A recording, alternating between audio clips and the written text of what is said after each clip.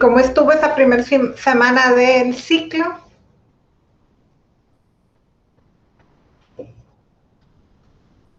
¿Tranquila?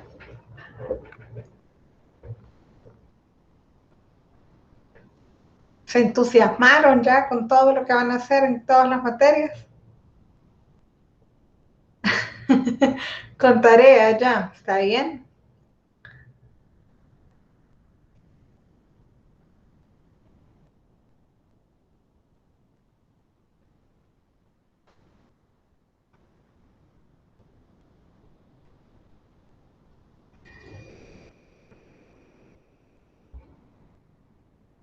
Bueno, vamos a dar unos minutos para que se terminen de incorporar. Por ahí veo que va creciendo ahí el número de personas.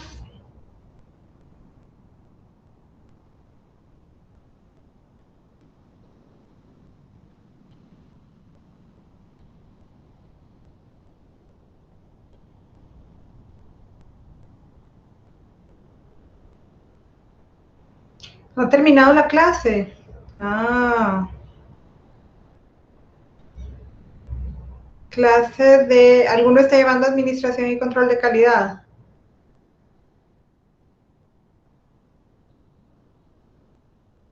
¿O es la clase de... ¿Qué otra materia tienen a la 1:30? Ah, ¿esa es la clase que no ha terminado, la de calidad? Ah, ok.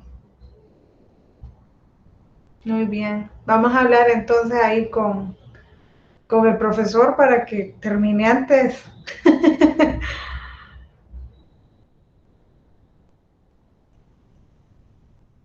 Ok.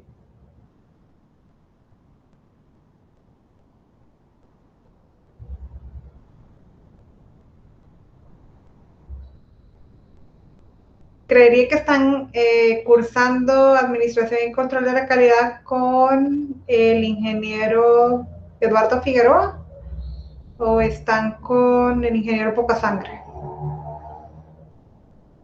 Sí, ok, ok. Bueno, entiendo que esta era la... Ah, algunos dicen con el ingeniero Pocasangre.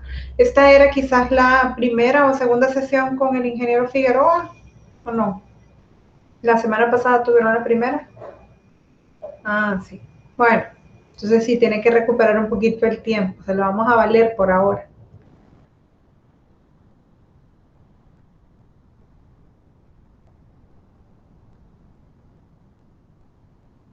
Sí, sí, definitivamente. Tiene que adelantar todo lo de la semana.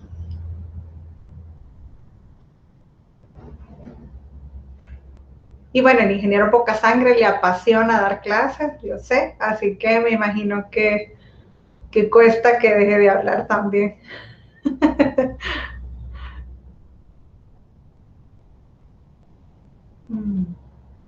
Sí, él es muy buen profesor y le gusta mucho dar. Las materias que está impartiendo le gustan mucho. Así que. A ver, ya estamos 35. Quiero ver, uy, faltan como 14, no, 17, 36. A ver, pero quizá vamos a ir dando inicio. Voy a empezar con avisos. Recordarles que de la clase pasada tenían, además de la lectura y la actividad, por ahí les puse un enlace a un formulario en donde les pedía que respondieran a unas preguntas para mostrar su interés en cuanto a los laboratorios presenciales. Solo serían 3 prácticas en el ciclo y sí necesitaría que todos contesten el formulario porque en función de eso vamos a habilitar el número de grupos de laboratorio y las fechas en las cuales se van a realizar. Si de repente sale que pues necesitamos unos, qué sé yo, 10, 15 grupos y con los horarios muy parecidos, pues vamos a tener que quizás implementar una semana A y semana B o semana C incluso, porque los laboratorios por el protocolo de bioseguridad pues no pueden tener más de 8 integrantes. Entonces tienen que ser bastante pequeños los grupos y necesito tener claridad de cuántos grupos se van a formar. Así que los que no han contestado aún el formulario, al terminar la clase, por favor vayan al aula virtual. En el aula virtual, ya sea en las indicaciones de la clase pasada o en las indicaciones de esta clase, van a encontrar ahí donde dice enlace o link, que está en azulito con un subrayado, le dan ahí y van a llegar al formulario. Solamente tiene como 2 o 3 preguntas. Admitir. Tendrá 2 o 3 preguntas dependiendo. Si contestan no, pues solamente es una pregunta. Si contestan sí, tiene 3, si no me equivoco. No, 2.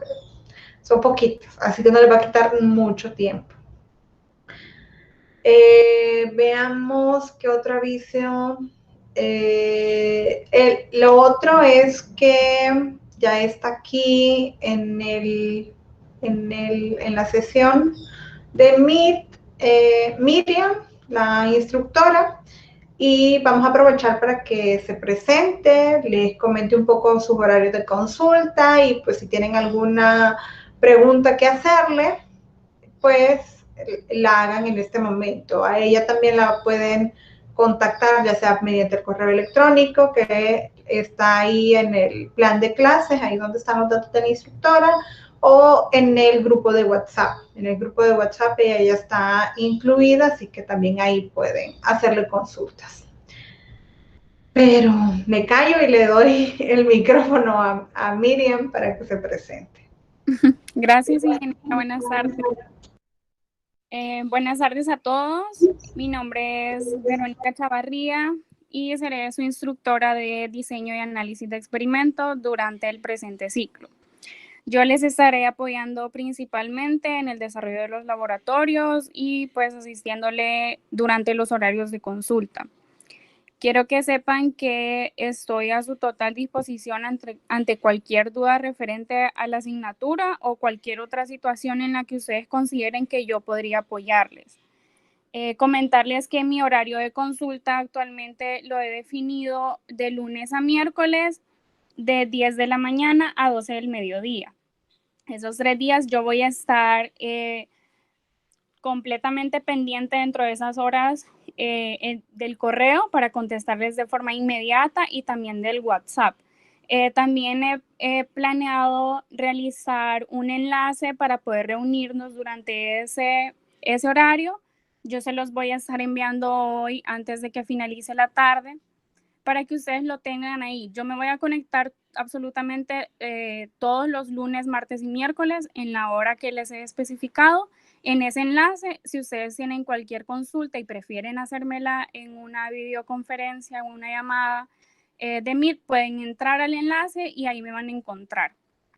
De igual forma, yo pues cualquier situación que ustedes necesiten y que esté fuera del horario que les he especificado, si necesitan consultarme algo en el resto del día, el resto de días de la semana, aunque sea domingo, si yo puedo, yo voy a tratar de contestarles y resolverles sus dudas lo más pronto posible, pues siempre y cuando no me vayan a escribir en la madrugada o en horarios muy complejos, ¿verdad?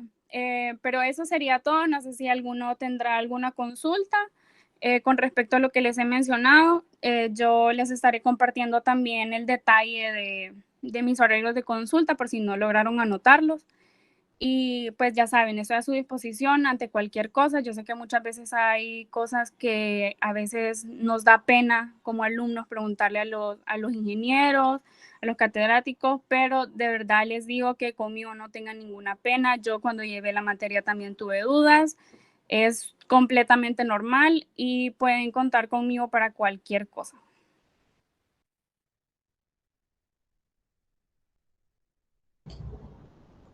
Excelente, muchas gracias.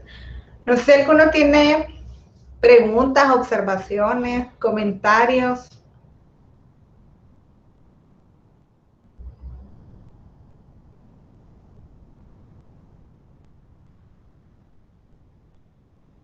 Yo tengo una consulta. Dígame, casi no le escucho, pero dígame. Más que todo tengo una duda. Es respecto a las clases asincrónicas que tendremos los miércoles. Que Exacto, serían diga. como, ¿diga? Sí, dígame. Que serían clases que se grabarían o lecturas, como lo tuvimos el miércoles pasado. Va a ser variado. Digamos que para este miércoles tendríamos videos, o sea, como que si fueran clases pregrabadas, pero en realidad no es una clase porque el video lo voy a hacer yo y mi soledad, así que solo sería un videíto en donde le explico la resolución de algunos problemas para que ustedes tengan idea y puedan replicarlo. Entonces, puede ser una lectura, pueden ser videos, puede ser un podcast, puede ser una infografía. Vamos a tener diversidad de recursos o materiales con los cuales se van a llevar a cabo las sesiones asincrónicas. No sé si con eso. Sí, sí, muchas gracias, Inge. Ok, perfecto. A medida vayamos avanzando, de repente ustedes van a encontrar quizás un poquito más de comodidad con algunas actividades y ahí yo les agradecería que me lo hagan saber. Si de repente ustedes me dicen, mire, yo prefiero que nos suba videos explicándonos las cosas en lugar de ponernos lectura o en lugar de ponernos una infografía, no, mejor un videíto. Entonces yo voy a ir intentando también acomodarme a las preferencias del grupo. Pero sí, voy a procurar también variarles porque para que no sea tan monótono que siempre sepan que hay el miércoles ya viene y ahí viene de nuevo una lectura de 30 páginas y un ejercicio. No, vamos a ir procurando que vaya cambiando la sesión asincrónica y que no sea tan monótona.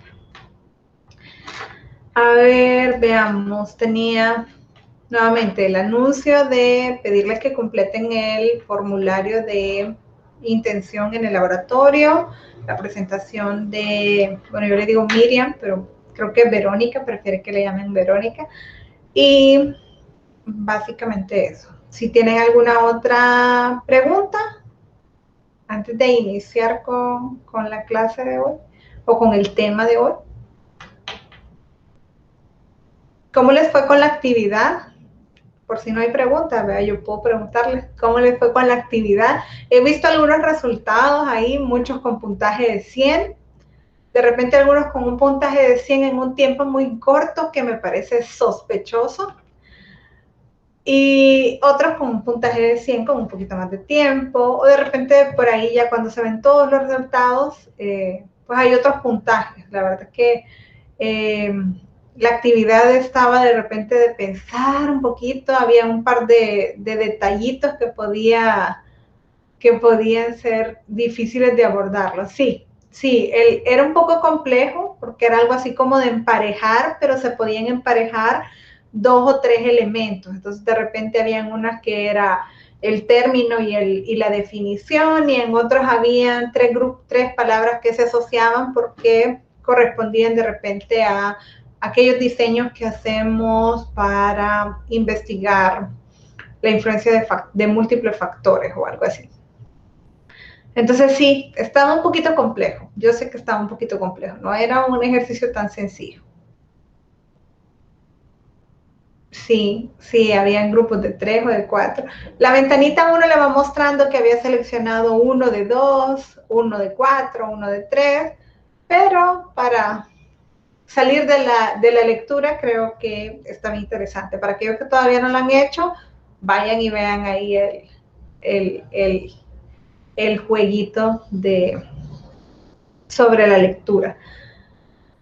El jueguito va a quedar habilitado, como les decía a algunos que me consultaron y luego se los puse en el aula virtual, no tiene fecha límite, tampoco hay un límite de cuántas veces ustedes lo pueden hacer. Entonces, ya a medida nos vayamos acercando al primer parcial, también pueden ir de nuevo al jueguito y ver todas esas asociaciones que están ahí, hacerse una idea, porque de repente, ¿quién quita? Por ahí pueda venir alguna pregunta de examen, ¿verdad? Entonces, pues ahí lo van a tener a la mano para estudiar. Muchas gracias, Verónica. Verónica dice que se despide y que queda a la disposición que les desea mucho éxito durante el ciclo. Y los detalles de las consultas igual los vamos a publicar ahí en el aula virtual para que pues los tengan a la mano. Muchas gracias, Verónica. Gracias a usted. Buenas tardes. Buenas tardes. Muy bien. A ver, entonces, sí, veo aquí respuestas de...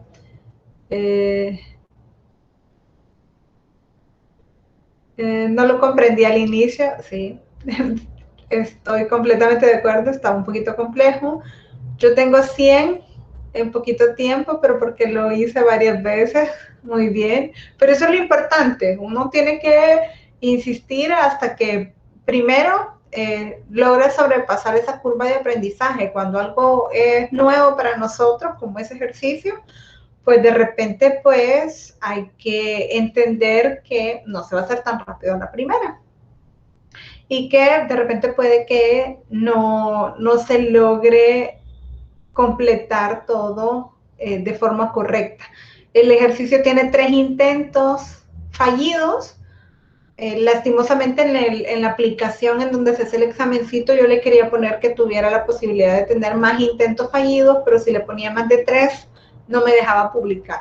Entonces para los criterios de calidad del jueguito me decía 3 intentos máximo. Entonces le dejé 3 intentos y por eso es que después de 3 incorrectas el jueguito terminaba. Eso me confundió, que había grupos de 3 o 4, sí.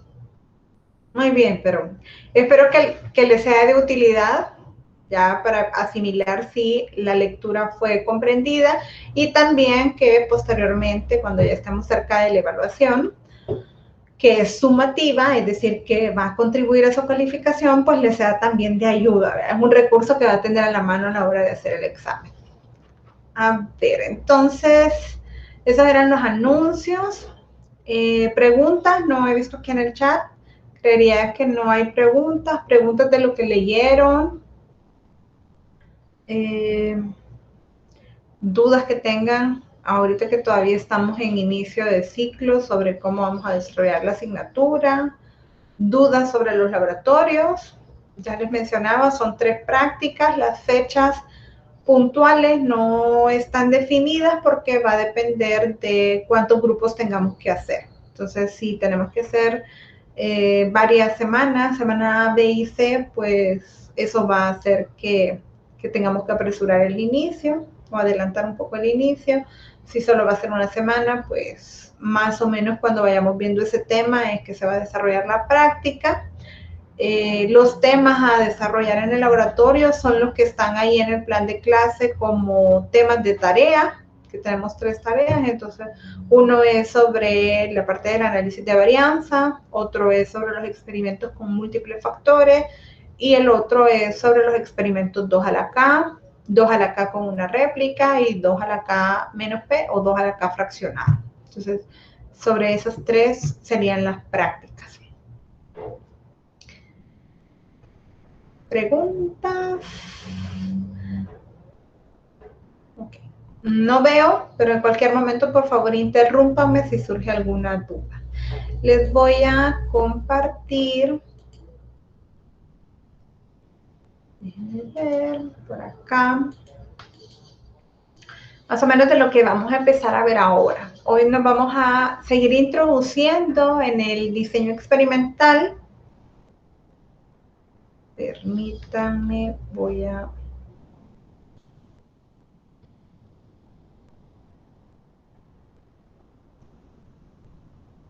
Ok. A ver, entonces vamos a seguir con el diseño, con la introducción al diseño y análisis de experimento y ya nos vamos a ir haciendo un poquito la transición a la unidad 2, que son los experimentos de comparación simple. Para los que han llevado inferencia estadística, pues ya habrán visto un poquito de inferencia de esto de los experimentos de comparación simple.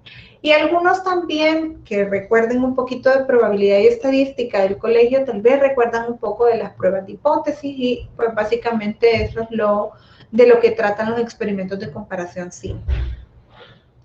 En esta imagen que está en la portada de la presentación, pues aquí les muestro quizás como los elementos esenciales que vamos a abordar ahora, que son la parte de, bueno, la distribución de probabilidad normal y unos elementos a los que llamamos los niveles de significancia. Vamos a tener que abordar un poquito esto de la muestra, porque es necesario tener una muestra. Vamos a hablar de los estimadores, vamos a hablar de la prueba de hipótesis y debemos de tener como base la comprensión un poco de qué es una variable, qué es un factor, qué es un nivel o un tratamiento, porque a partir de ahora pues son los términos que más vamos a utilizar al hablar de experimentos. Cuando hablemos de experimentos vamos a tener que tener claro quién es nuestra variable de estudio o nuestra variable de respuesta, quiénes son los factores, que no son más que otro tipo de variables, pero que somos los que hasta cierto punto en este caso no son variables dependientes, sino que son variables independientes. Y luego conocer esos niveles o tratamientos, los niveles que como habrán visto en la lectura no es más que los valores en los que se subdividen los factores o en los que se desglosan los factores, que podríamos decir que son valores puntuales de la variable factor X. Y los tratamientos, que no es más que la combinación de los diferentes factores en cada uno de sus niveles. Ya a medida vayamos entrando en materia, vamos a ir diferenciando los términos.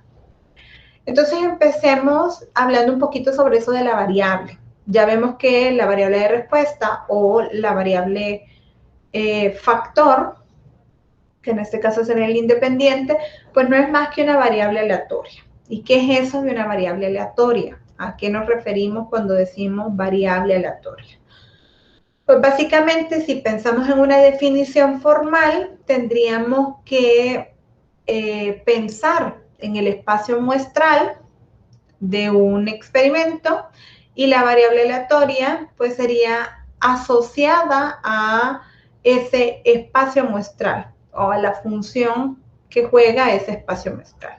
Entonces, si pensamos en que el experimento es, veamos, extraer bolitas de colores de una tómbola, entonces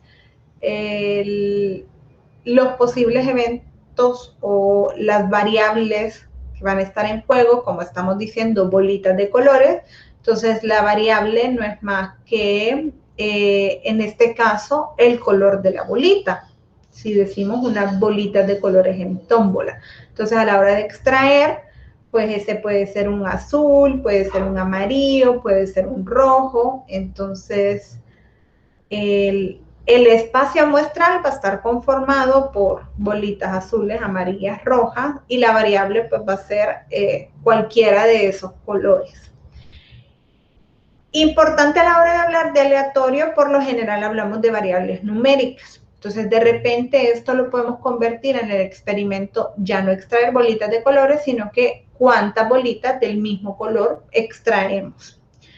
Si de repente de una muestra de 5, ¿cuántas tienen el mismo color? Entonces ahí de esa muestra de 5, las que tengan el mismo color pueden tomar valores de una del mismo color, o sea que las 5 sean diferentes, 2, porque de repente tenemos 2 del mismo color y las otras 3 son diferentes, la variable puede ser 3, porque 3 pertenecen al mismo color y las otras 2 son diferentes, o 4 o 5. Entonces decimos que la variable aleatoria es básicamente 1, 2, 3, 4 y 5, y pues puede tomar cualquiera de esos valores, con unas distintas probabilidades, claro está.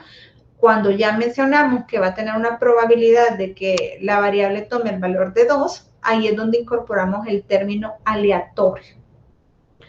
Es decir, que depende de una distribución de probabilidad. A ver, matemáticamente podemos decir que X es un elemento que pertenece al espacio muestral y por lo general está asociado al espacio de los números reales. Ahora, los valores que toma esa variable aleatoria, que podríamos decir que eran el 1, 2, 3, 4, 5, ya decimos son números reales, y a ese conjunto de números que puede tomar lo llamamos rango. Entonces, en nuestro experimento de cuántas bolitas del mismo color extraigo, estamos hablando que el rango es de 1 a 5. Y matemáticamente lo denotaríamos como el rango es todos esos valores de la variable que pertenecen al conjunto de los reales, dado que X está asociado a algún punto muestral de F o del espacio muestral. Entonces, así podemos empezar a introducirnos en el experimento, pensando en que vamos a tener variables aleatorias ahí. Entonces, a la hora de que yo realice un experimento, que puede ser de repente en un libro, contar cuántas palabras hay en cada una de sus páginas. Entonces, aproximadamente en cada página andan teniendo capacidad de unas 500 palabras, creería. Entonces, de repente, pues sabemos que la variable aleatoria va a poder tomar valores en un rango que va desde 0 hasta 500, y 500 para la capacidad, ¿sí? Y todo eso está dentro del conjunto de los números reales. Van a haber páginas que estén muy llenas y que de repente tengan 480, tengan 470, pero habrán páginas que de repente puedan tener una sola línea, entonces solo tengan 10 palabras. Habrán otras que posiblemente la última solo diga fin y entonces solo tenga una palabra, y habrán otras que sean divisiones entre capítulos que estén en blanco y tengan 0 palabras. Entonces ahí podemos hablar de un experimento, de la variable de respuesta, que en este caso es el número de palabras que tiene cada página, y cómo se denota la variable aleatoria de respuesta. ¿Preguntas hasta aquí?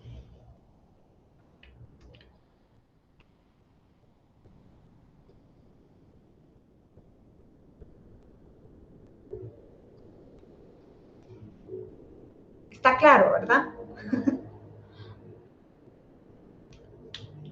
Claro como la horchata.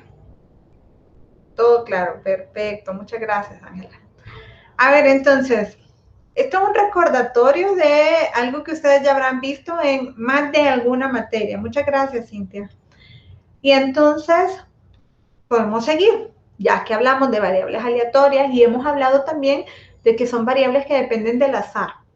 O sea, si ustedes agarran el libro y agarran la página 25, ahí dependemos del azar, porque no sabemos si va a tener 3 palabras, 5 palabras, 100 palabras, 400, pues es algo aleatorio. Al tomar una muestra, pues nosotros sabemos, bueno, ya tenemos el rango, sabemos que va de 0 a 500, pero a la hora de muestrear, la probabilidad de que ocurra cualquier valor entre 0 y 500, hablamos de que la muestra, por lo general, siempre tiene una distribución de probabilidad de tipo normal.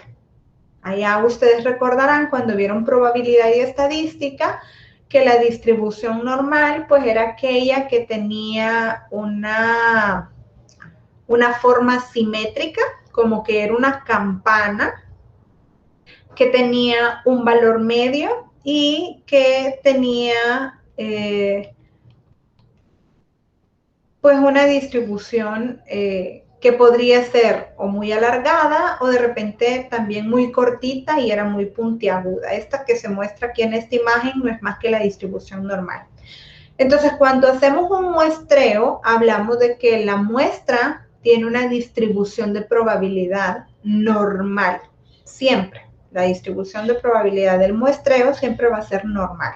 Entonces, siempre vamos a tener una media y vamos a tener este símbolo de acá, que es una sigma, una desviación estándar a la cual se va a ir alejando los valores de la media.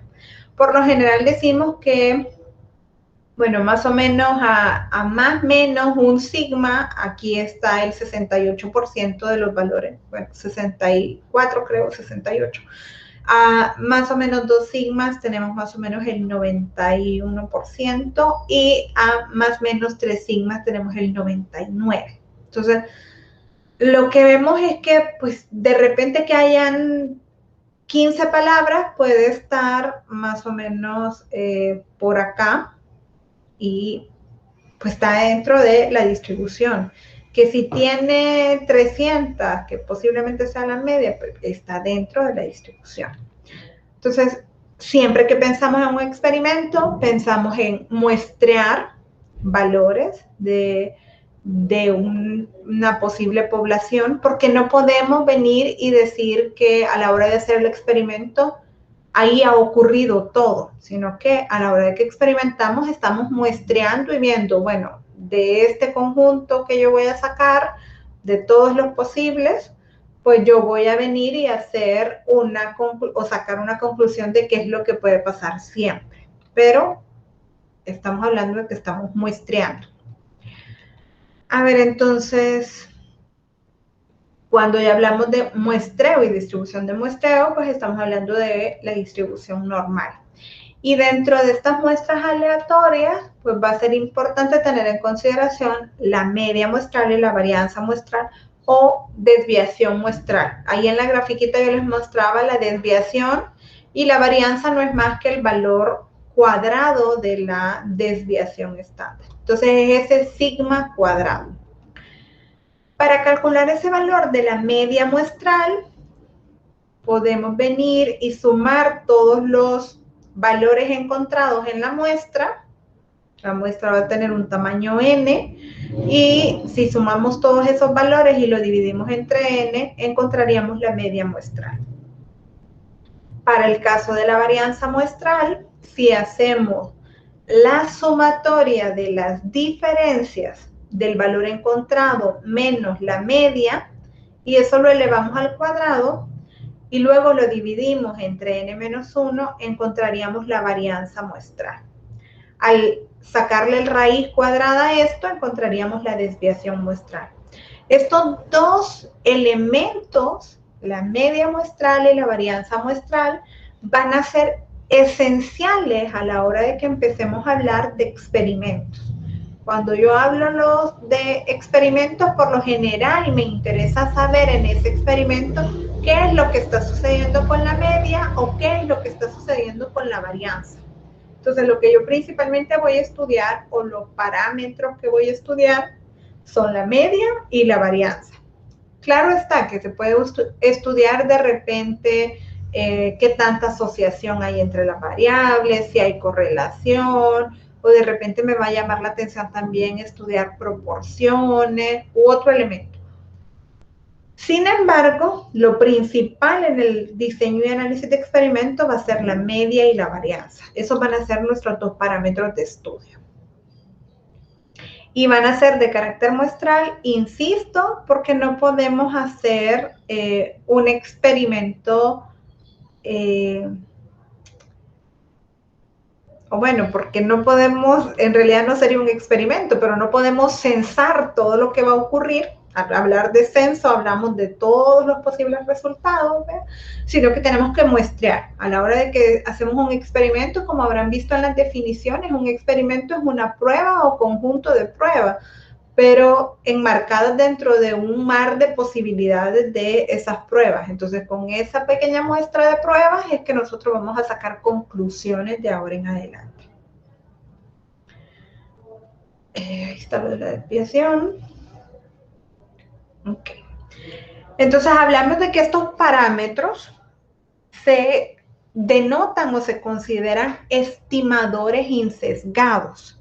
¿Qué es lo que están estimando? Empecemos por eso. Van a estimar la media real, la varianza real o la desviación real. En este caso, estamos hablando de la media muestral, la varianza muestral, la desviación estándar de la muestra. Pero nos interesa saber cuánto es la media de la población, la varianza de la población y la desviación de la población. Entonces, para conocerlas, tomamos una muestra y calculamos. decimos que están estimando lo que ocurre en la población, pero a partir de una muestra que yo he extraído. Entonces, estiman los valores o los parámetros reales y pedimos que sean insesgados. Eso de insesgado viene de decir que no tenga sesgo o que no tenga error, que no sean subjetivos.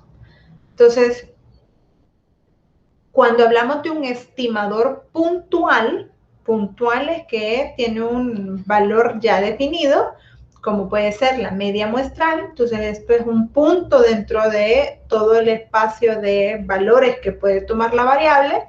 Entonces, pedimos que sea insesgado. Y cuando decimos que sea insesgado es porque estamos esperando de que en realidad represente el valor medio de todos los valores que puede tomar esa variable. Entonces, cuando hablamos de que queremos que la media muestral sea insesgada, estamos diciendo que queremos que a la hora de calcular la media muestral, esa media muestral represente el valor medio de todas las medias muestrales que yo podría calcular. Porque si alguien más hace un conjunto de pruebas, él va a obtener, o esa persona va a obtener otro conjunto de datos y va a llegar a otro valor numérico de media, pero esa media que él obtenga y la media que yo obtenga deben de representar claramente ese valor promedio de todos los promedios que puedo encontrar o de todas las medias que pueden encontrar. Un poquito redundante por un término de medias y medias y medias.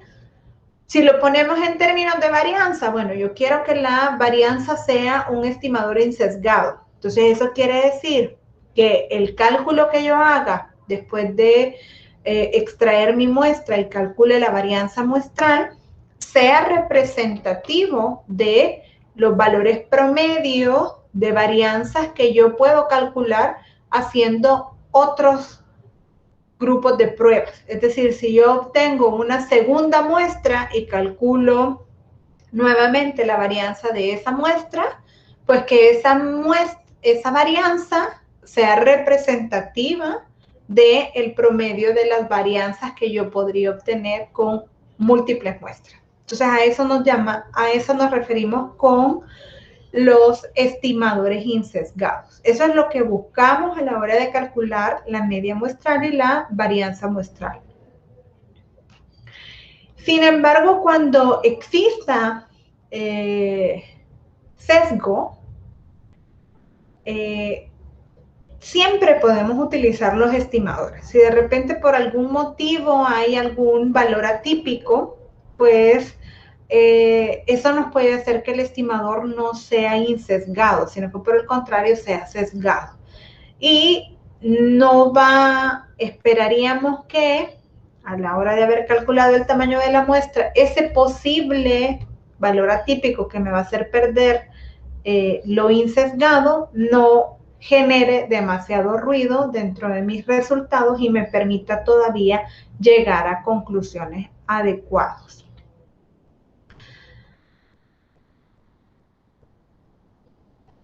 Hemos hablado de que represente el valor medio, ¿verdad? Es decir, que esa varianza muestral o que esa media muestral que yo calculo sea representativo de la media de medias o de la media de varianzas, ¿sí? Que sea representativo de ese valor medio. Pero también esperamos que esa varianza o esa diferencia que puede existir entre la varianza muestral que calculé con la muestra 1 versus la varianza muestral que calculé con la muestra 2, tengan una varianza entre ellas que sea lo mínimo posible. Es decir, que si con la muestra 1 encontré que la varianza era 4.7, que con la muestra 2 encuentre yo que la varianza es de 4.71. Es decir, que la varianza o la diferencia entre ellas es mínima. Y que con la muestra 3 encuentre que la varianza es de 4.69. ¿Sí? Que no haya mucha dispersión entre los valores que puedo encontrar entre muestra, muestra y muestra. A eso nos referimos con los estimadores insesgados, es decir, que tengan un valor medio y una varianza muy reducida. A ver, teniendo claro que vamos a tener esos parámetros o esos estimadores a los cuales vamos a querer estudiar, ya sea la media o la varianza, vale la pena hablar de que para estudiarlos en el diseño de experimentos, nuestra herramienta esencial es la prueba de hipótesis. Lo que yo voy a buscar hacer siempre a la hora de que calculo una muestra, tomo datos con ese tamaño muestral y calculo los parámetros de media y varianza muestral, pues yo los estoy haciendo con un propósito. Y ese propósito es rechazar o validar una hipótesis que me he planteado. Entonces, cuando hablamos de hacer hipótesis, estamos refiriéndonos a hacer una conjetura. Para aquellos que revisaron el capítulo 1 de Montgomery, habrán visto por ahí que pues, hay unas posibilidades de experimentación que es la mejor conjetura, ¿sí? Y la mejor conjetura es la mejor hipótesis que se me puede ocurrir. O sea, si dice, mire, esta persona ha salido bien en sus últimas 10 materias, entonces la mejor conjetura sería que en esta otra materia que va a llevar también va a salir bien, ¿sí? Entonces, cuando hacemos una hipótesis, lo que estamos haciendo es afirmando que algo va a suceder o dando una perspectiva de qué es lo que va a ocurrir. En este caso, en estadística, lo que estamos hablando es de que el parámetro poblacional, es decir, la media de la población o la varianza de la población, tiene un comportamiento puntual. Es decir, estoy diciendo que mi hipótesis es que la media es de 25, ¿sí? Entonces estoy haciendo una conjetura de cómo se comporta ese valor. A esa conjetura, pues la podemos llamar hipótesis nula y la vamos a denotar con un H0 o un HO, dependiendo cuál les guste más. Y después también podemos definir otra hipótesis, que es la que es en contraposición a mi conjetura. Entonces yo puedo decir, bueno, la media es de 25, pero tengo que tener algo que contraríe lo que estoy conjeturando. Entonces, en este caso, en forma contraria, diría, bueno, no, la media no es igual a 25, ¿sí? Y a esa otra conjetura o a esa otra hipótesis la denominamos hipótesis alternativa. Es decir, que dice lo contrario de la nula y la llamamos o la denotamos como HA.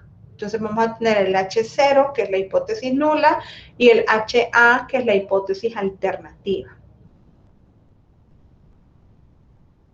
Cuando hacemos esto de las pruebas de hipótesis, ya les decía, utilizamos una muestra para probar dos afirmaciones contrarias que por lo general hacen alusión a parámetros de una población. Es decir, la hipótesis nula va a ser una afirmación sobre un parámetro que ya sea media o varianza o desviación de la población, y la hipótesis alternativa va a ser la afirmación opuesta sobre ese mismo parámetro. A la hora de que estamos probando las hipótesis, lo primero que debemos de tener en cuenta o como lineamiento general, debemos tener que a la hora de investigar, lo que planteamos es una hipótesis alternativa, ¿sí? La hipótesis de nuestra investigación siempre debe de ser la alternativa, es decir, no planteamos a investigar la hipótesis nula. Es decir, que a mí me interesa, bajo el ejemplo que les daba de la hipótesis de la media es igual a 25 y la hipótesis alternativa, la media es diferente de 25, a la hora que yo estoy planteando una investigación, yo parto del hecho de decir que como investigador lo que quiero investigar es que la media es diferente de 25, ¿sí? Esa hipótesis alternativa es mi objeto de estudio, no es la hipótesis nula. Ya vamos a ver por qué. Entonces, si he planteado que mi hipótesis alternativa es mi hipótesis de investigación, lo que me interesa es probar que mi hipótesis de investigación es verdadera. Entonces, a la hora de hacer los cálculos, yo siempre voy buscando hacer que mi hipótesis nula sea rechazada o de repente fallar en rechazar. Por eso es que de repente algunos cuando ya han visto esto de probabilidad y estadística habrán escuchado que cuando se concluye en estos problemas de prueba de hipótesis no se dice se acepta la hipótesis nula o se acepta la hipótesis alternativa, sino que siempre se habla en términos de rechazo. Y es porque estoy investigando a la hipótesis alternativa, entonces mis conclusiones pueden ser: se rechaza la hipótesis nula y eso implica que yo tengo evidencia que la hipótesis alternativa es correcta. Pero no puedo decir que es correcta porque recuerden que estamos partiendo de una muestra y entonces si no tenemos datos de una población, yo no puedo asegurar que eso aplique para toda la población, ¿sí? Porque siempre vamos a trabajar, ya vamos a hablar más adelante de ello, pero siempre vamos a trabajar con un cierto nivel de confianza. Entonces, por lo general, cuando hacemos una prueba de hipótesis, lo primero que decimos, vamos a hacer una prueba de hipótesis con un 99% de confianza. Entonces, hay un 1% de probabilidades de que yo cometa un error. Y entonces yo no puedo decir que algo es verdad o que algo es así para toda la población. No lo puedo asegurar porque tengo ya certeza de que por lo menos un 1% de error estoy cometiendo. Entonces, siempre vamos a concluir como se rechaza la hipótesis nula porque tengo evidencia de que la alternativa puede ser cierta, o fallamos en rechazar la hipótesis nula porque no tengo evidencia de que la hipótesis alternativa sea así, ¿sí? Entonces, cuando hablamos de hipótesis de investigación, nos referimos a la alternativa y concluimos en función de la hipótesis nula.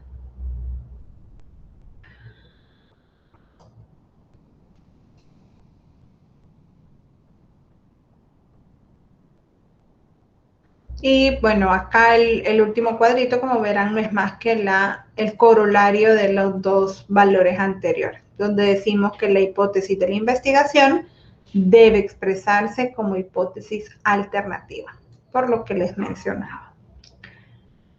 ¿Preguntas hasta acá?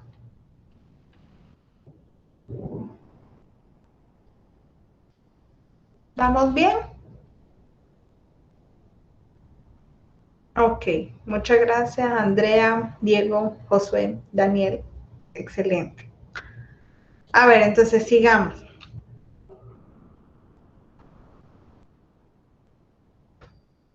Podemos hablar de que existen pruebas de la validez de una afirmación. A la hora de que estamos haciendo pruebas de hipótesis, podemos hablar de pruebas de validez. Cuando hablamos de pruebas de validez, lo que estamos hablando es que lo que queremos hacer a la hora de probar la hipótesis es comprobar o validar que una afirmación que yo realicé es verdadera. Entonces, en ese caso, la hipótesis alternativa se formula de manera que rechazarla nos proporciona evidencia estadística de que la suposición de la hipótesis nula es incorrecta.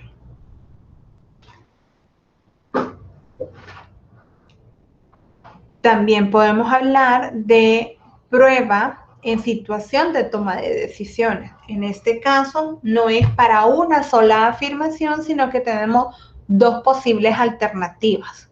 Cuando hablamos de pruebas de hipótesis para validación de una afirmación, pues solamente tenemos una opción, saber si es o no es.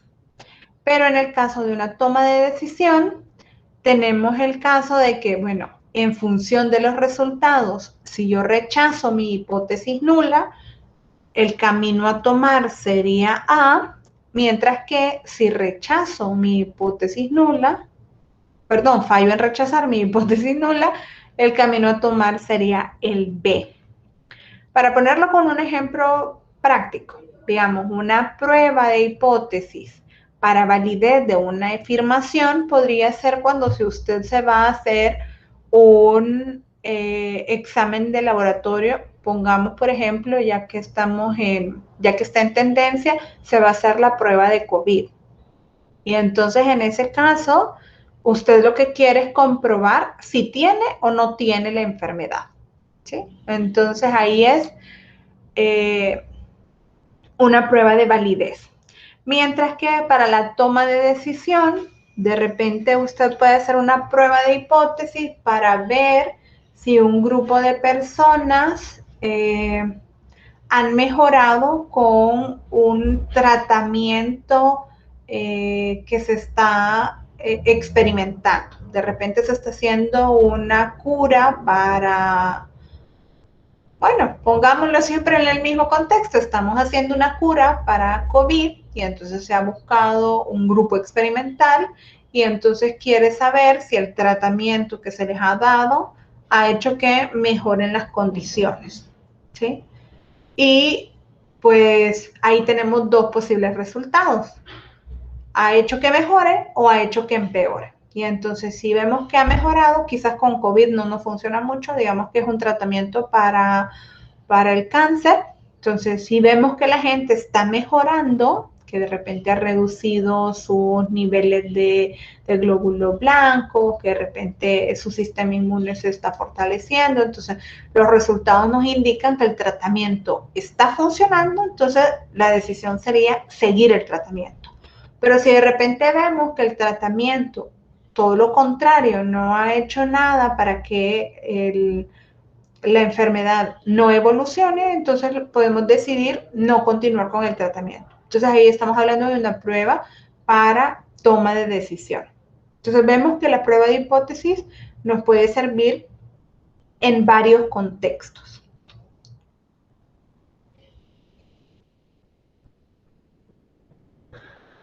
¿Cómo podemos hacer para plantear una hipótesis nula y alternativa? Por lo general, vamos a encontrarnos, aquí yo traigo esta forma, esto es para la media poblacional. Aquí lo que tenemos es, en una primer forma decimos que la hipótesis nula o el H0 nos dice que la media poblacional es mayor o igual que la media muestral. La otra nos dice que la media poblacional es menor o igual que la media muestral y la otra nos dice que la media poblacional es igual que la media muestral. En el caso alternativo, si estamos diciendo que la media poblacional es mayor o igual que la media muestral, de forma complementaria, entonces nuestra contradicción sería, pues, si no es mayor o igual, entonces es menor que. Nada más menor. El igual queda siempre en la hipótesis nula. Ojo, siempre acá va a estar el igual. La segunda opción, si estamos diciendo que la media es menor o igual que la media muestral, entonces en contraposición tendríamos que sea mayor que. Y vemos que se complementan. Y finalmente, pues tenemos la opción de tener que la media poblacional es igual a la media muestral versus que son diferentes. O sea, o puede ser mayor que o menor que, pero no igual. Importante lo que les decía, la igualdad siempre la vamos a observar en la hipótesis nula. Siempre el elemento igual está ahí, ya sea que vaya acompañado de un mayor que o de un menor que, o que solamente sea igual, pero siempre va la igualdad en la hipótesis nula. Por lo general, nos vamos a encontrar, para los que vamos a estudiar, bueno, creo que Gutiérrez Pulido también así las enuncia, o Montgomery, siempre nos vamos a encontrar con que la hipótesis nula siempre es la igualdad. Y lo único que vamos a cambiar son las hipótesis alternativas. Entonces vamos a tener, en el caso del parámetro media, la posibilidad de tener la hipótesis nula, la mu poblacional igual a la mu muestral, o la media poblacional igual a la media muestral, versus las alternativas menor que, mayor que, diferente de. Pero bajo el entendido que si yo estoy poniendo en la hipótesis alternativa menor que, es porque la hipótesis nula es igual y mayor que, ¿sí? Aunque formalmente planteamos la hipótesis siempre como igualdad, la hipótesis nula. En el contexto real estamos hablando de un mayor que o de un menor que. A no ser que la alternativa sea diferente de, ahí sí no.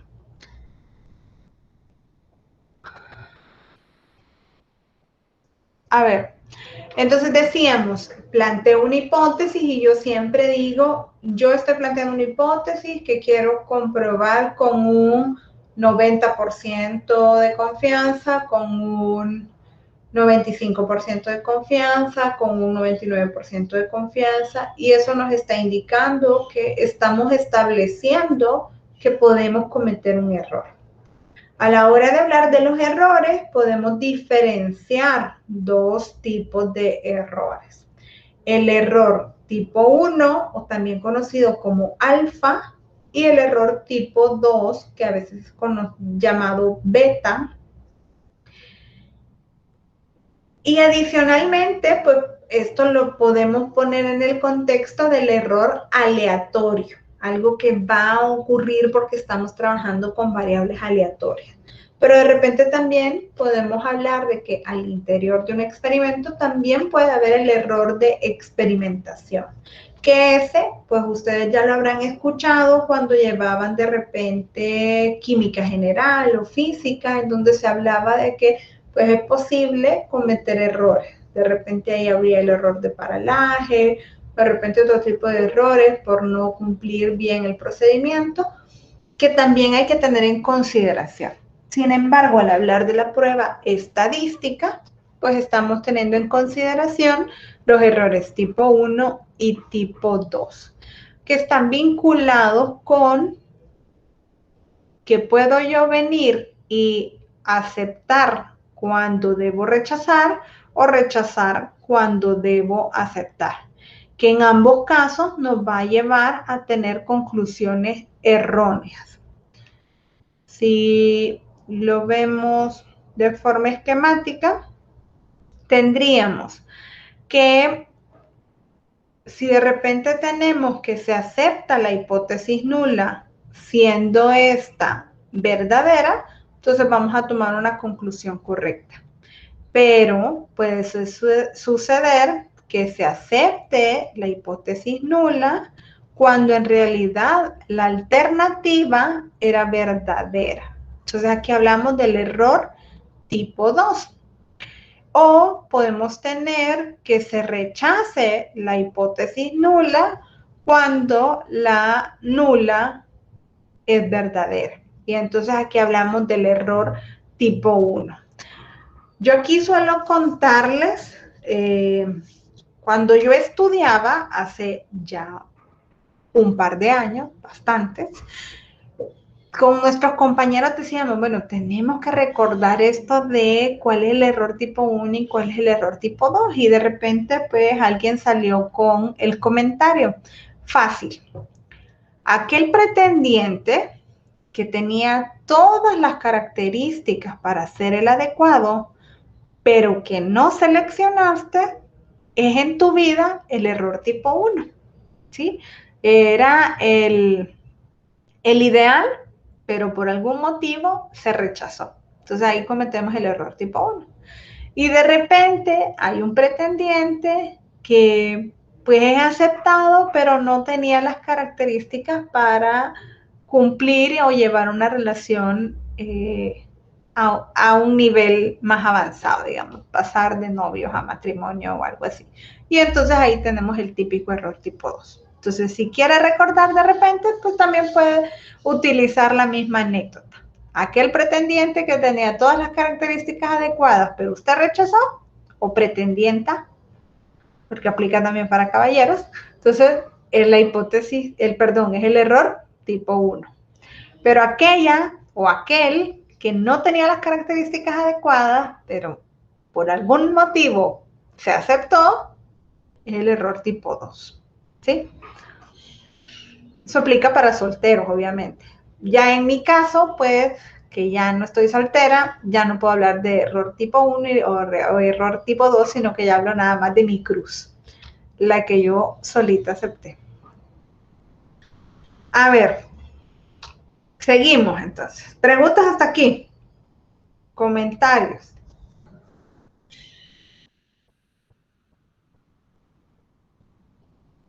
Todo bien, ok.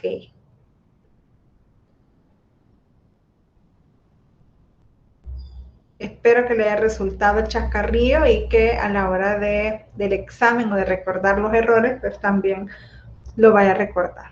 A ver, entonces sigamos. Cuando hablamos de eso del error, pues también viene a la luz el nivel de significancia. El nivel de significancia no es más que el error tipo 1. El error tipo 1 nosotros lo podemos establecer.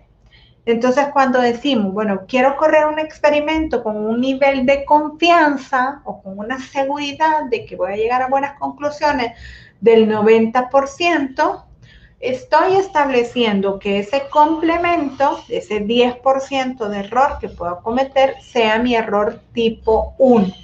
El error tipo 2 tiene otra forma de determinarse. Entonces, el error tipo 1 es nuestro nivel de significancia. Y ya van a ver que a medida vayamos adentrándonos en los ejercicios que presenta Montgomery o Gutiérrez Pulido, por lo general, a la hora de plantear un ejercicio a resolver, no le dicen utilice un nivel de confianza del 90%, sino que le dicen todo lo contrario, le dicen con un nivel de significancia del 10%. Entonces ahí lo que nos están estableciendo es el error tipo 1 o el complemento de la confianza. Entonces decimos que pues esa probabilidad de cometer el error tipo 1 al tener una hipótesis nula que es verdadera y rechazarla.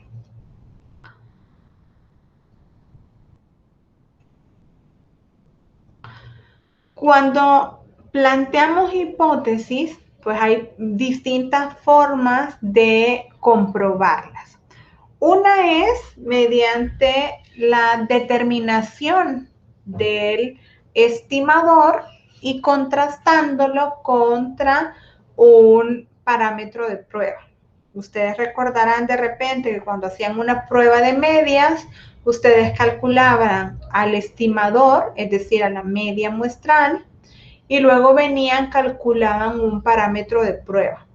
En este caso, para la media, trabajamos con la distribución normal o con la distribución T, y entonces calculamos una Z o calculamos un T, y ese lo contrastamos contra los valores críticos que se muestran en una tabla o que podemos encontrar con nuestra calculadora. Otra forma de comprobar o de probar las hipótesis es mediante el método de intervalo de confianza. Entonces es muy importante tener en consideración que si de repente pues no me acuerdo cómo calcular el parámetro de prueba, pues también puedo venir y construir un intervalo de confianza. Y en este caso lo que hacemos es determinar cuáles son esos valores máximos y mínimos que puede tomar mi estimador. Y entonces tenemos un que la media puede estar entre 23 y 27, y entonces yo ahí he calculado el intervalo de confianza de mi media. Entonces podemos venir y, teniendo una hipótesis, ver si la rechazamos o la fallamos en rechazar a partir del intervalo de confianza. ¿Qué cosas buscaríamos al tener, perdón, me había fijado todas estas animaciones? Bueno, ¿qué esperaríamos al tener un intervalo de confianza? Va a depender de qué diga nuestra hipótesis. Por lo general, vamos a empezar a trabajar con hipótesis en donde dice que la media poblacional es igual a la media muestral. Entonces, al calcular nuestro intervalo de confianza puede ser de la diferencia de la media poblacional menos la media muestral. Y entonces, si calculamos esa diferencia y nuestro intervalo contiene el 0, es decir, que la diferencia entre ellas sea nula, entonces podemos decir que se falla en rechazar la hipótesis, porque en realidad en el intervalo tenemos el valor 0, lo que nos diría que esos dos valores son iguales, porque al restarlos nos da 0. Pero si de repente, pues ahí en el intervalo está, como les decía antes, entre 23 y 27, pues la diferencia no es nula, hay una diferencia positiva. Entonces ahí rechazaríamos la hipótesis porque pues no coincide con lo que estamos buscando, ¿sí? Entonces va a depender mucho de la hipótesis que me esté planteando para ver qué conclusión me puede dar el cálculo del intervalo. Lo importante es tener en consideración, por el momento, ya vamos a ir haciendo ejercicios para ver cómo emplearlo, que si yo tengo un intervalo de confianza, eso me puede servir para probar una hipótesis. Es decir, que una hipótesis se puede probar, ya sea con la comparación del parámetro de prueba versus el valor crítico o con un intervalo de confianza. E incluso tenemos una tercera forma de probar las hipótesis, que es el famoso valor P, o también conocido como P-valor. Ahí el orden de los términos no altera. Y entonces, ¿qué es eso del valor P? Esa es la probabilidad que, la máxima probabilidad que podríamos tener de evidencia en contra de la hipótesis nula. Y entonces, a la hora de que hacemos el cálculo del valor P, podemos tener un parámetro de prueba y en lugar de compararlo contra el valor crítico, yo puedo venir y el parámetro de prueba calcularle su valor P, es decir, esa probabilidad. Y entonces, si ese valor P es muy pequeño e inferior al nivel de significancia que he establecido, es decir, si estableció un nivel de significancia del 1%, pero el P es de 0.5%, entonces yo puedo decir que tengo evidencias a favor de la hipótesis alternativa. Es decir, puedo rechazar la hipótesis nula. Por el contrario, si el valor P es grande, yo voy a decir que tengo evidencias a favor de la hipótesis nula. Y en ese caso mi conclusión sería que fallo en rechazar la hipótesis nula. Y en el caso de tener pruebas en donde tenemos una desigualdad, y es decir, que tenemos dos colitas, porque puede ser que sea mayor que, menor que, en ese caso es importante tener en consideración que el valor P se tiene que dividir. Se tiene que duplicar, o que el nivel de significancia se tiene que dividir, porque vamos a tener ambos extremos. Entonces, tercer punto con el cual yo puedo probar una hipótesis es el valor P.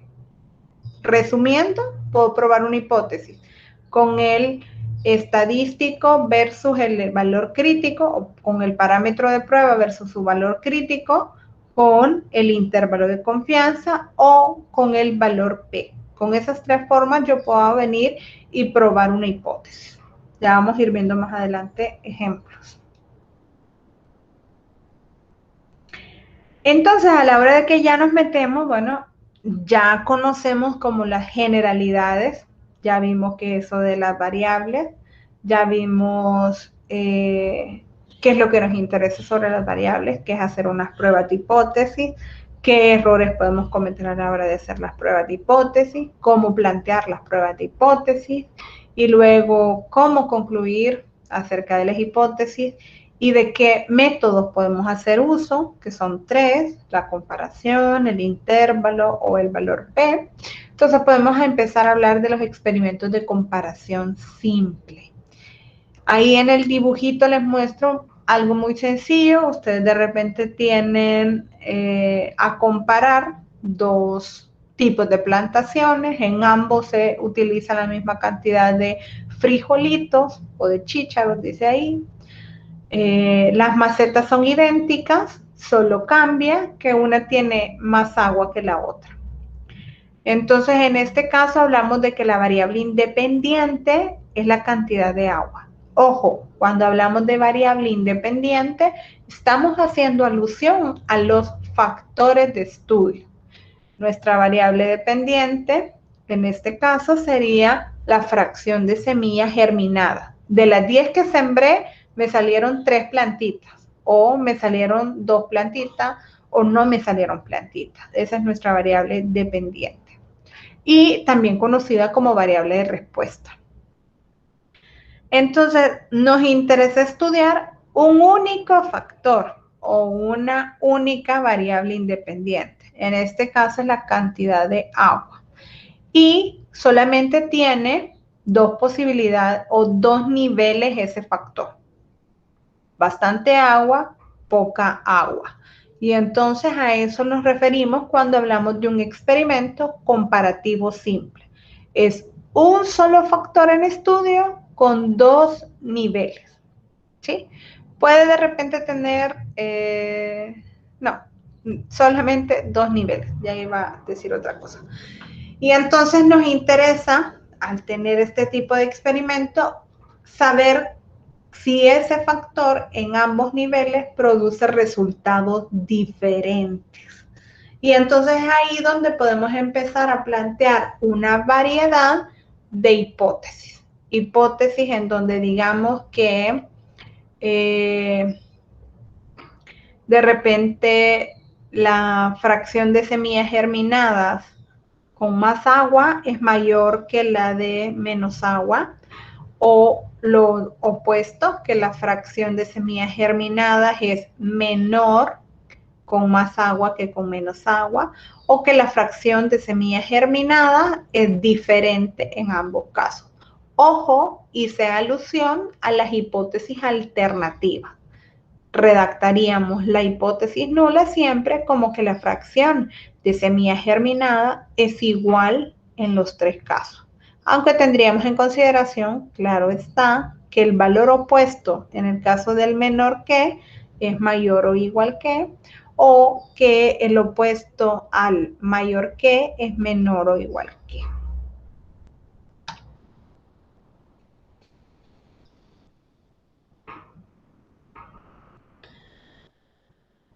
Siempre hablando de la terminología, es importante tener en cuenta que las observaciones que obtengamos de este experimento simple se llama corrida. Entonces, si yo tengo 10 macetitas, voy a tener 10 corridas, 10 observaciones. Ojo, serían 10 macetitas con mucha agua y 10 macetitas con poca agua.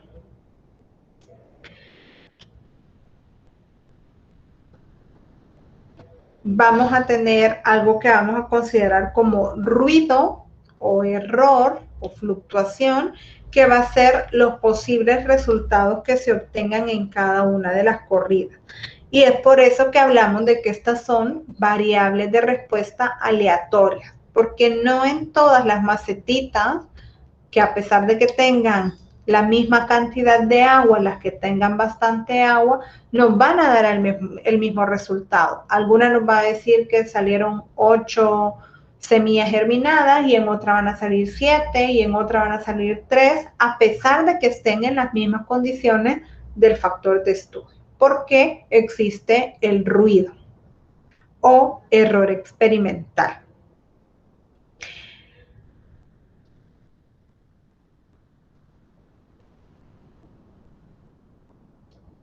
Otro elemento importante a tener en consideración es que los valores que puede tomar nuestra variable de respuesta pueden catalogarse como discreto o continuo.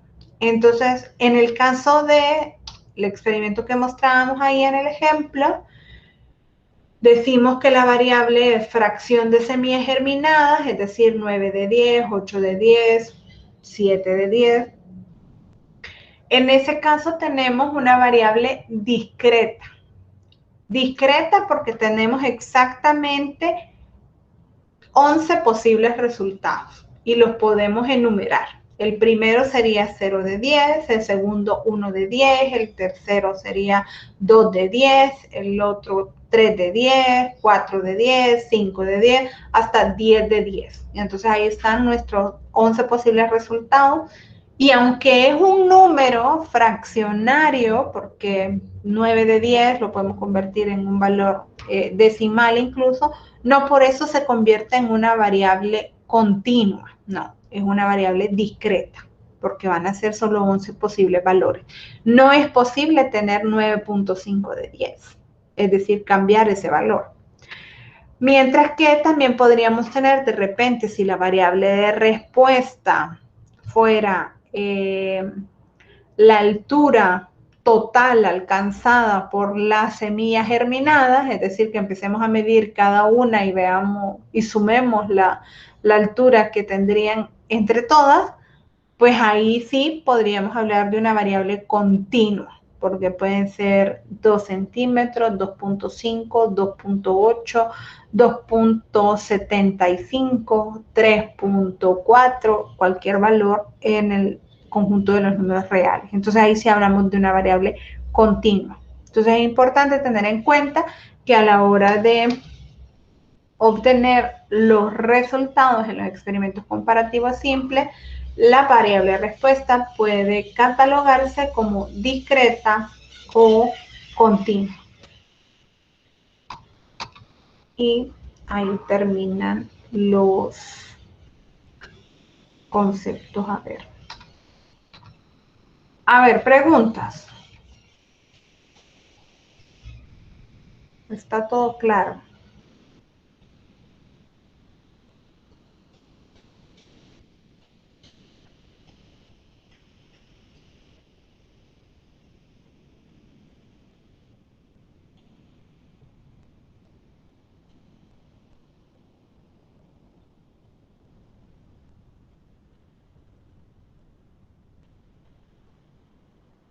Todo bien, muy bien.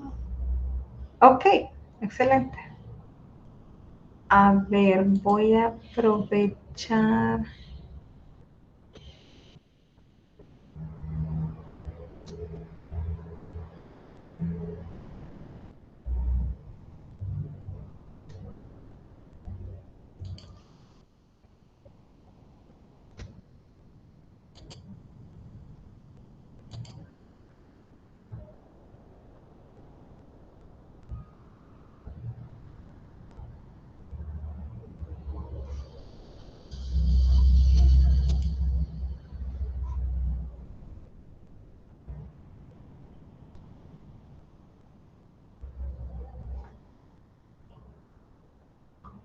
Bueno, no. A ver.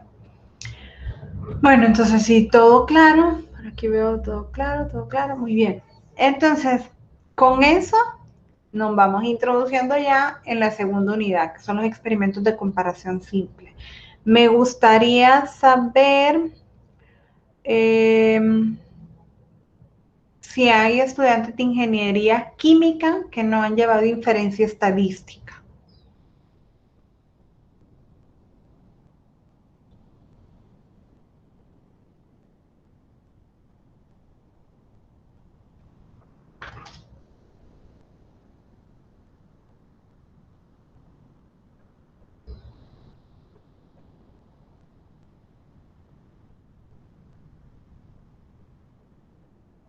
Ok. Ángela y Leandra, ¿son de ingeniería química o en el plan de estudios que están no llevaron inferencia? Ah, ok, sí, sí, exacto. Eso es lo que quería saber. Muy bien, entonces, esto me sirve a mí para saber qué tan nuevo puede ser el contenido.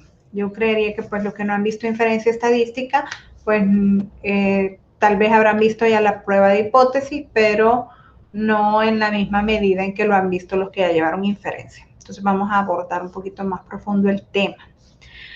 A ver, entonces, próxima clase empezamos a ver esto de la inferencia estadística y vamos a empezar a ver las pruebas de hipótesis para la media muestral. Vamos a trabajar con pruebas de hipótesis de comparar una media contra un valor específico o las pruebas de hipótesis para comparar dos medias. Y entonces, como la siguiente clase es asincrónica, lo que les voy a dejar son unos videos explicándoles cada una de las posibles pruebas de media. No va a ser un solo video para que no sea tan extenso. Yo sé que de repente empezar a ver videos de clases que tienen 2 horas de duración pueden ser cansados. Cuando yo me pongo a veces a editar los videos, realmente me pongo en su lugar y digo, estar repasando estos videos es difícil. Entonces van a ser videitos cortos con problemas puntuales. Entonces van a tener varios videitos para revisar. Entonces la clase del miércoles va a ser solo de revisar videos. Como es asincrónica, pues usted decide, vea si la revisa justo en la hora de clase o de repente pues ahí van a tener los videos y va a tener hasta el próximo lunes para revisarlos. No va a haber actividad para ver qué tan bien le ha ido con la revisión de los videos, sino que hasta la próxima clase vamos a tener espacio para solventar cualquier duda que haya quedado si usted no me ha consultado previamente. Obviamente que a medida que usted vaya viendo los videos, si queda duda de algo, pues me puede contactar, ya sea por correo electrónico, por el WhatsApp, por el aula virtual, por donde quiera, y con gusto solvento las dudas. Pero vamos a seguir trabajando en esos mismos ejercicios el próximo lunes en la sesión sincrónica. Así que para esta clase pues nos quedaríamos hasta acá. Que tengan una feliz tarde y nos seguimos escuchando pronto.